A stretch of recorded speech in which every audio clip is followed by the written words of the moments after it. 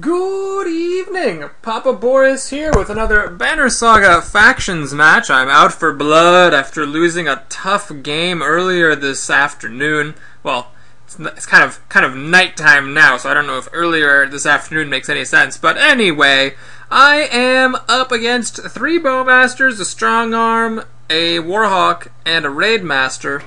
Generally not afraid of triple archer teams, especially Bowmaster, which is I think the least scariest of all the archers, and especially not on an open map like this one. So let's go ahead, get ready to rock it. Oh, well, the only thing is, he could of course always strong arm his Warhawk into my team, but the strong arm is like 2nd and the Warhawk is 6th, so I'm not super scared of any shenanigans there. Let's see what he decided to do. Alright, there's the war. Oh yes, let me turn the banners on. Okay, so his strong arm is not of the beefcake variety. He has only 1 exertion and 2 break, so I'm not afraid of this unit at all. His archer's all probably the same. Yeah, 2 break, 3 exertion. So unlike my archer, he's skimping a little bit on armor to get an extra point of exertion, basically. Otherwise, my archer's identical. Siege archers have 1 less strength, so basically it's the same amount of points total. I'm just putting 1 point into... well, let me actually make my move, eh? Yeah, okay. So let's see. I'm going to do my old trick. Always, move your Raidmaster off to the side just a little bit. When you're up against a Warhawk like this makes it possible for your archer to step up a little bit forward. Actually, I screwed up already. God, I always mess this up. I needed to move him up 1 more space. That would have let my archer go up even further. But yeah, now my archer can only move up to here or up to here, which allows her to tickle but not quite reach any of my opponents. Had I moved him up 1 more space, I believe I could have gotten up to... Oh, no, never mind. Yeah, even if I'd gotten him here, he could still go 1, 2, 3, 4, 5... Yeah, okay, never mind! So yeah, nothing would have been gained by moving up an extra space unless I am missing something. He's got 16 strength, so I definitely don't want to let him hit me. And because he does have 16 strength, I would like to tickle him a little bit. And I think I will do so. So let's go ahead and lay down some fire. As always, not a problem to spend a willpower to do a point of damage. Not a problem at all. And yeah, pretty happy now to do that tickle damage and move on with my life. Now, again, I've mentioned this before, but when you have a strong arm on your team, I really think it behooves you to put yourself in a position to be able to take advantage of the tactical potential there and put them, within reach of being behind your warrior so you can shove them up, maybe, and get some value out of him. I mean, even if you don't do that, it at least gives your opponent something to worry about. I'm going to leave the middle path open. I don't mind coming up to his Raidmaster, I guess, and giving him a whack, so let's just go up pretty aggressively here. And I'll stand right there with my archer, and I'll be able to burn his strong arm and his Raidmaster a bit. Well, it's a pretty good start. Even 1, 2, 3, 4, 5, 6, 7. Yeah, you'd have to move up a little bit in order to be able to reach my warrior for pinging. Which, I guess, maybe that's his strategy, is just to Bowmaster people to death. 1, 2, 3, 4, 5, 6, 7.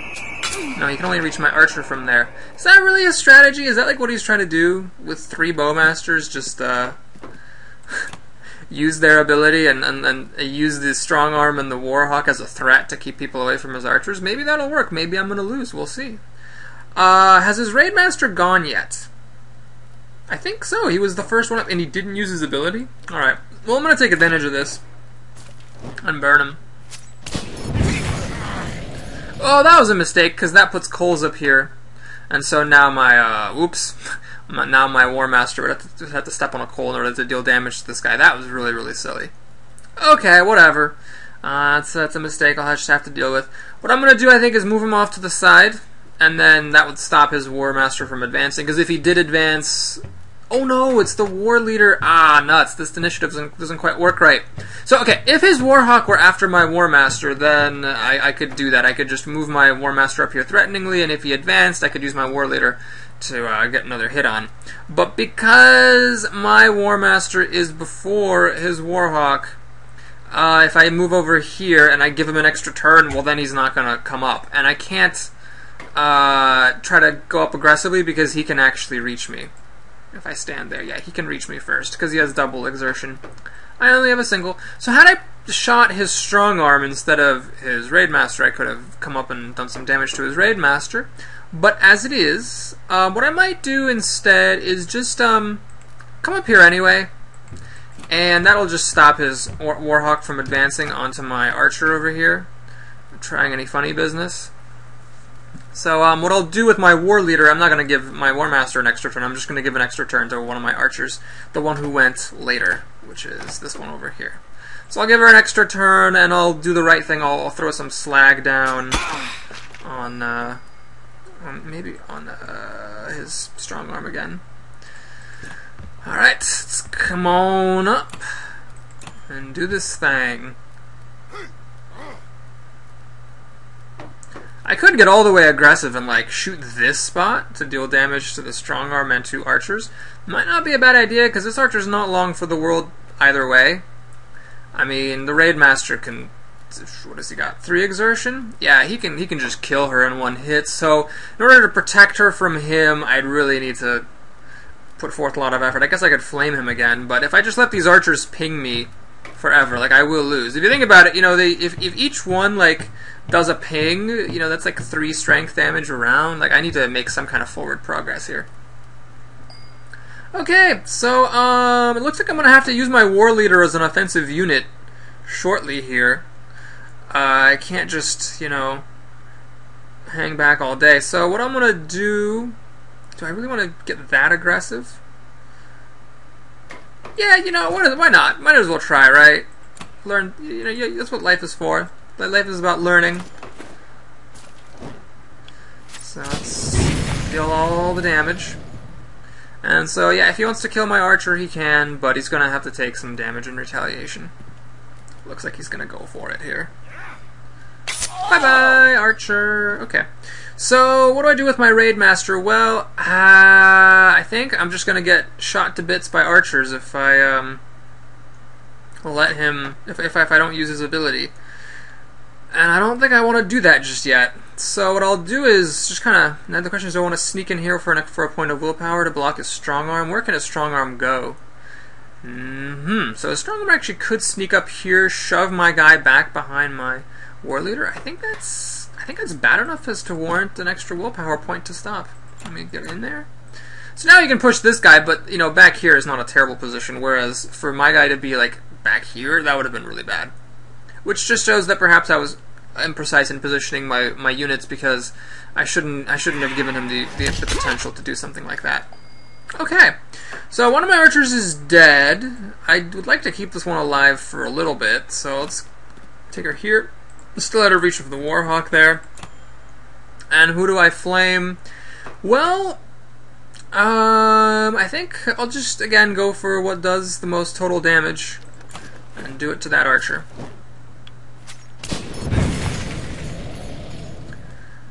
Alright, so even though my archer is dead, unfortunately this initiative problem still remains. That his Warhawk comes after my War Leader. So if I give my War Master an extra turn, he'll know not to get within range. That is a darn blasted shame. Alright, so he's systematically trying to kill that archer. That's fine. Alright, let's get in here. Start doing some damage, I think. Which archer is that? Oh, that's the back one. So if I get in here, his archer will be able to shoot my armor off. Is that a problem? That might actually be a problem. I don't know if I want to allow that. But I mean, his archers are going to be dealing damage to him anyway. Man, is this verifying like an all-archer strategy? Like, does it actually work? My goodness. Alright, let's get up here. And I'm going to use the ability one more time, because right now he doesn't have target. Like, if I weren't using this Raid Master's ability, I just feel like he could do a lot of damage to him. And I want to make him work for his targets, as opposed to just getting them to him for free. So my War Leader will be able to come up and take a whack at his strong arm. I hesitate to do that just because it's not going to be that much damage. Is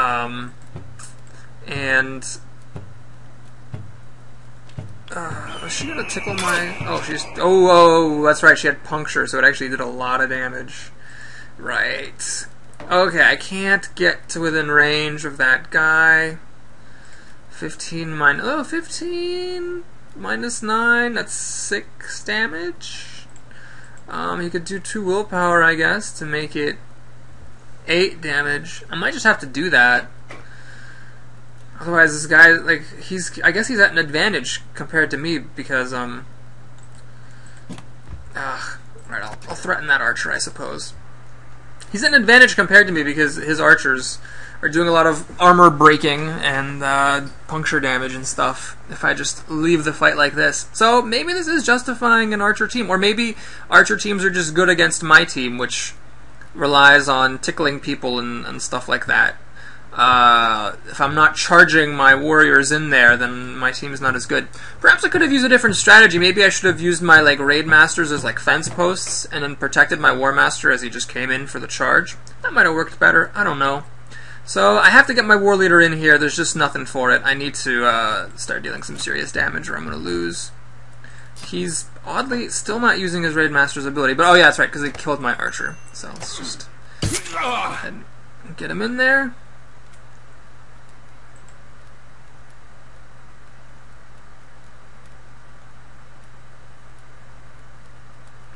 This is pretty poor positioning on my part because is my raid master gonna get blocked in?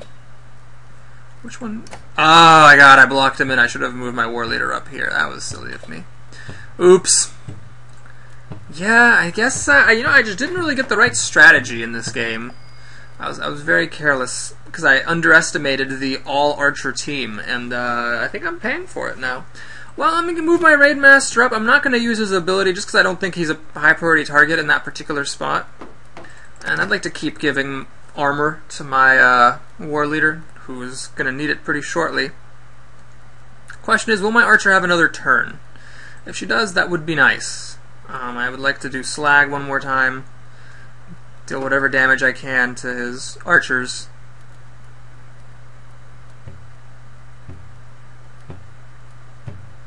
Wow, I'm really not close to killing any of his units. This is very fascinating. I'm amazed how effective it is just to have 3 archers going around. Yeah, I can't really do any damage, so yeah, let's just get in here. I'm just gonna go all the way in here. Whatever, she's a dead woman anyway. Let's just go all the way in here and slag it up, baby. Take some armor off that big guy, which is certainly nice. Alright.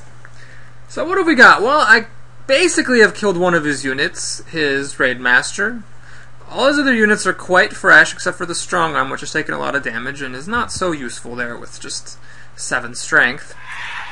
He's pushing me away from his archer. It's an interesting approach to the game, to just use the strong arm to kind of protect your archers. I hadn't really considered anything like that before. Which archer is up next? Not that one, so I'll be able to... oh no, she'll come up before my raid master comes up again, so yeah. Is it worth it to do a strength strike or an armor strike? Well, I'm not 100% sure about this, but I think I'm going to take the strength damage while I can. It's only 1 less than the armor damage, and I feel like getting his units down is just really, really important right now. Alright, so my War Master can kill this archer, which sort of shows that I screwed up earlier by directing a slag shot at her, because he could have one-shotted her regardless. Now, interestingly, his Warhawk, has slipped in the initiative. Ha-ha! So I will be able to, because he killed 2 of my units and I've killed none of his, I will be able to actually kill his archer and then still go again, because she just went. So as long as he can't kill my war leader, which he can't, he can deal, a very impressive 9 damage to him, so that effectively makes him useless. But I will at least be able to give my guy an extra turn and get the first hit on his warrior. So that'll be a little victory that I get. Now my raid masters are actually fresh, interestingly. So it's going to be interesting, because if I do get the first hit and this guy's effectively, 18 minus 9, he's down to 9, he'll be down to 6 strength. That's pretty useless. So if he's down that low, I mean, I might be able to have a chance if he's that low on strength. Because I'll still have my big guy, and you know he's only got so many shots. Why didn't that guy have his ability turned on? Oh, because I was like, oh, I won't need the ability, and then I actually end up taking 5 armor damage for my trouble. Oops! That was a critical mistake. I should have turned that ability on. Alright, so there we go. I whack him. Good times had by all. And it turns out I actually could have done armor damage to this archer and still been able to hit her. So he decided to go for another kill. Now, I think he might be killing off too many of my guys here. I don't know. But it seems like he's being a bit cavalier about this. This fight is certainly not over. Alright, so I'm just trying to strength kill that archer to death. She'd be at 1 strength right now if I had done armor damage to her instead of strength damage with my first raid master. I killed one of his units. That's right, I killed one of his archers right after she went. Okay, so what's the status here? Well, his archer, this one has no willpower, this one has 2, which is a lot for an archer to have at this point. His strong arm has 1 more, and he's got 2 horn charges. He left the battlefield! You suck! You suck! Incinerate him? Oh, that's a clever pun. But you suck! There was so much left to play for. That could have gone either way. Okay, well, that's that, folks. Hope you enjoyed it. Hit the like button if you did, and I'll see you next time.